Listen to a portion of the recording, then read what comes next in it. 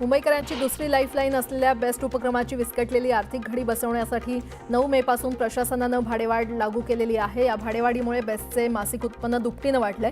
दिवसाला सरासरी 1 ते 1.5 कोटी उत्पन्न असलेल्या बेस्टचं उत्पन्न आता दिवसाला सरासरी 3 कोटी 20 लाखांवर पोहोचलेलं आहे। मुंबई महापालिकेनं देखील जाहिरातबाजीतून आपलं उत्पन्न वाढवण्याचा निर्णय घेतलेला आहे। त्यासाठी स्वमालकीच्या जागांवर जाहिरातीला परवानगी देण्यात येणार आहे। याचा सविस्तर अभ्यास करण्यासाठी सल्लागाराची नियुक्ती केली जाणार असून त्याकरता अर्ज मागवण्यात आलेले आहेत। मुंबईच्या रस्त्यावर अनधिकृत फेरीवाले आणि पालिका यांच्यातील संघर्ष आता वाढलेला आहे। अनेक ठिकाणी अनधिकृत फेरीवाल्यांचा प्रश्न सोडवण्यात पालिका प्रशासन अपयशी ठरत असल्याच्या पार्श्वभूमीवर मुंबई उच्च न्यायालयानं त्याची गंभीर दखल घेत मुंबई महापालिका आणि पोलिसांना कारवाईचे निर्देश दिले होते। या कारवाईतून महापालिकेनं वर्षभरात 1.5 लाखांहून अधिक फेरीवाल्यांवर कारवाई करून 3 कोटी 11 लाख रुपयांचा दंड वसूल केलाय। गेल्या 7.5 वर्षात म्हणजेच जानेवारी 2018 ते मे 2025 या कालावधीमध्ये मध्य रेल्वे मार्गावरून प्रवास करताना 8,273 प्रवाशांचा मृत्यू झाला। रूळ ओलांडताना आणि धावत्या लोकलमधून पडून सर्वाधिक मृत्यू झाल्याची कबुली मध्य रेल्वेनं सोमवारी उच्च न्यायालयामध्ये नव्यानं प्रतिज्ञापत्र दाखल करून दिली।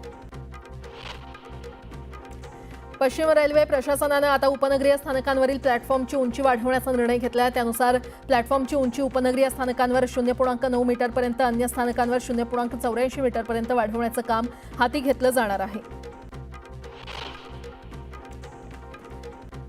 राज्यात 38 ऑटोमेटेड ड्रायव्हिंग टेस्ट ट्रॅक उभारण्यासाठी परिवहन खात्यानं मे महिन्यामध्ये निविदा प्रक्रिया राबवली होती। त्यानुसार आता कंत्राटदारांची नेमणूक करण्यात येते। रॉजमाटा या संस्थेला राज्यातील 10 आरटीओ कार्यालयांमध्ये बांधा, वापरा आणि हस्तांतरित करा या तत्वावर हे ट्रॅक उभारण्याचं काम देण्यात आलंय। पावसाळ्यात पाण्यामुळे अनेक आजार होतात। जागतिक आरोग्य संघटनेनुसार जगातील 80% आजार हे दूषित पाण्याशी संबंधित असतात। भारतात तर पावसाळ्यात नाल्यांचं पाणी, गळकी पाईपलाईन, साठलेलं सांडपाणी यामुळे पिण्याच्या पाण्यात सहज दूषित घटक मिसळतात। त्यामुळे चुकूनही असं पाणी प्यायल्यास गंभीर आजारांचा धोका निर्माण होतो। झोपडीधारकांचं नुकसान होऊ नये यासाठी झोपडपट्टी पुनर्वसन प्रकल्पाअंतर्गत विकासाकडून त्यांना 2 वर्षांचं आगाऊ भाडं देण्याची तरतूद आहे। मात्र विकासकानं हे आगाऊ भाडं न दिल्यास त्याच्या इतर मालमत्तेतून ते वसूल करण्याची तरतूद नव्या महाराष्ट्र झोपडपट्टी सुधारणा कायद्यामध्ये करण्यात आली आहे। विभागीय शिक्षण उपसंचालक अंतर्गत मुंबईतील 3ही कार्यालयामध्ये विविध अधिकाऱ्यांची 1,728 पदं रिक्त असल्यानं शिक्षण खात्यातील कामं खोळंबलेली आहेत। ही पदं भरण्यात यावीत अशी मागणी करण्यात येते। शेती कर्ज आणि सूक्ष्म, लघु आणि मध्यम उद्योगाचे कर्ज यासाठी स्वेच्छेनं सोनं आणि चांदी तारण ठेवण्याची परवानगी भारतीय रिझर्व्ह बँकेनं दिली आहे। तारणमुक्त कर्जासाठी ही स्वेच्छा तारणास परवानगी असेल। या निर्णयामुळे ग्रामीण भागातील छोट्या कर्जदारांना कर्ज मिळणं सुलभ होणार आहे। जो दवाखाना तालुका वस्ती भागात आहे, गावात आहेत त्यांना दवाखान्याबाहेर QR कोड लावणं बंधनकारक केलं जाणार आहे। त्यामुळे बोगस डॉक्टरांना आळा घालता येणार आहे। त्याचबरोबर कायद्यामध्ये सुधारणा करण्यात येणार आहे। कर्नाटकमधील व्यावसायिक कर विभागानं वार्षिक उलाढाल 40 लाखांपेक्षा अधिक असूनही जीएसटी टाळणाऱ्या व्यापाऱ्यांना नोटीस बजावण्यास सुरुवात केली आहे। तब्बल 14,000 व्यापाऱ्यांना नोटीस बजावण्यात आलेली आहे। अंमली पदार्थ प्रकरणात अनेक वेळा अज्ञान मुलांचा वापर केला जातो आणि त्यामुळे आता अंमली पदार्थ प्रकरणातही मुलांचं वय 16 वर्षांवरून 14 वर्षांपर्यंत म्हणजे 2 वर्षांनी कमी करण्याबाबतचा विचार सरकारकडून सुरू असून याबाबत लवकरच केंद्राशी चर्चा करणार असल्याचं मुख्यमंत्री देवेंद्र फडणवीस यांनी विधानसभेत जाहीर केलं। अहिल्यानगर जिल्ह्यातील कोपरगाव येथील जनावरांच्या बाजारात बेमुदत खरेदी विक्री बंद ठेवण्याचा निर्णय व्यापाऱ्यांनी घेतलाय। बाजारात खरेदी विक्री करणाऱ्या व्यापाऱ्यांना काही संघटनांकडून होत असलेल्या अन्यायाविरोधात व्यापाऱ्यांनी ही भूमिका घेतली आहे। वर्धा जिल्ह्यातील महिलांना आरोग्य सुविधा उपलब्ध करून देण्यासाठी जिल्हा सामान्य रुग्णालयाच्या मागे महिला रुग्णालयाचं बांधकाम करण्यात आलं। यासाठी कोट्यवधी रुपये खर्च करण्यात आलाय। 2 वर्षांपासून इमारत बांधून असतानाही लोकार्पणाचा मुहूर्त मिळेना झालाय आणि मुंबईत विधानसभेचं पावसाळी अधिवेशन सुरू आहे। पण या संदर्भात वर्ध्याच्या एकाही आमदाराकडून रुग्णालयाबाबत चकार शब्दही निघाला नसल्यानं आश्चर्य व्यक्त केलं जातंय। भारतानं दूध उत्पादन क्षेत्र अमेरिकेसाठी खुलं केल्यास भारतातील दूध उत्पादक शेतकऱ्यांना वार्षिक 1.3 लाख कोटी रुपयांचा फटका बसू शकतो असं स्टेट बँक ऑफ इंडियाच्या एका विश्लेषण अहवालात म्हटलेलं आहे। अल्पवयीन मारुती इटळकर मृत्यू प्रकरणातील मुख्य सूत्रधार रणजित चौधरीला अद्याप अटक न झाल्याच्या निषेधार्थ मारुतीच्या कुटुंबियांनी आमरण उपोषण सुरू केलंय। आरोपीला पोलीस पाठीशी घालत असल्याचा आरोप आंदोलकांनी केलाय।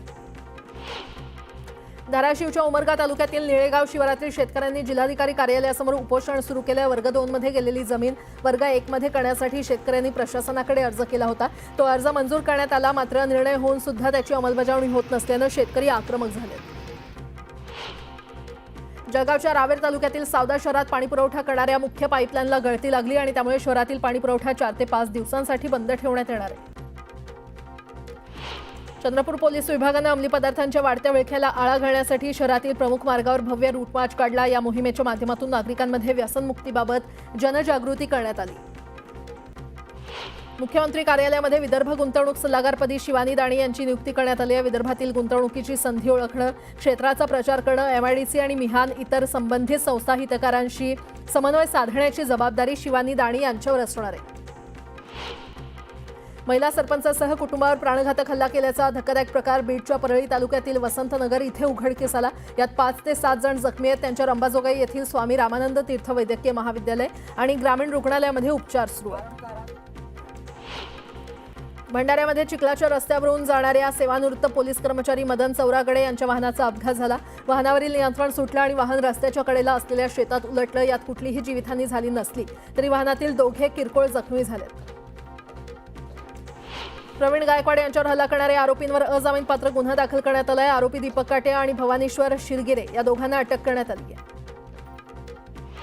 छत्रपती संभाजीनगरमध्ये चपाती नीट बनवता येत नसल्यानं 17 वर्षाच्या मुलीला तिच्या आईवडिलांनी चटके दिल्याचा गंभीर प्रकार समोर आलाय।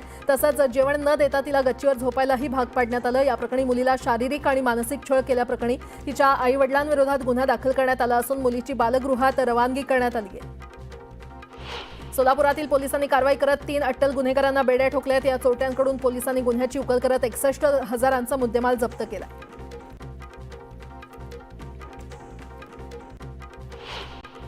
म्हसळा तालुक्यात सकाळपासून तुफान पाऊस सुरू आहे। म्हसळा तालुक्यातील ढोरजे गावाला जोडणारा छोटा पूल ओढ्याच्या पाण्यात वाढ झाल्यामुळे पाण्याखाली गेलाय आणि यामुळे 5 गावांचा संपर्क तुटलाय। तर म्हसळा दिघी मार्गावर देखील पाणी साचल्यानं वाहन चालकांची तारांबळ उडाल्याचं पाहायला मिळालं। रायगड जिल्ह्याला आज हवामान खात्यानं पुढील काही तासात अतिमुसळधार पावसाचा इशारा दिलाय। सकाळपासूनच काही भागात जोरदार पाऊस सुरू आहे आणि या संदर्भात अधिक माहिती देत आहेत आमचे प्रतिनिधी मोहन जाधव आपल्यासोबत जोडले गेलेले आहेत। मोहन, काय सध्या पावसाची स्थिती आहे? 4 दिवस पाऊस नव्हता। कालपासून पाऊस मुसळधार सुरू झालेला आहे रायगड जिल्ह्यात आणि म्हसळा तालुक्यात पावसाने झोडपून काढलेला आहे। डोरजे पूल जे आहे ते पाण्याखाली गेलेला आहे। म्हसळ्यामध्ये काल रात्रीपासून पाऊस जोरदार सुरू झालेला आहे। जिल्हाधिकाऱ्यांनी जे नदी किनारी जे गाव आहेत त्यांना सतर्कता इशारा दिलेला आहे।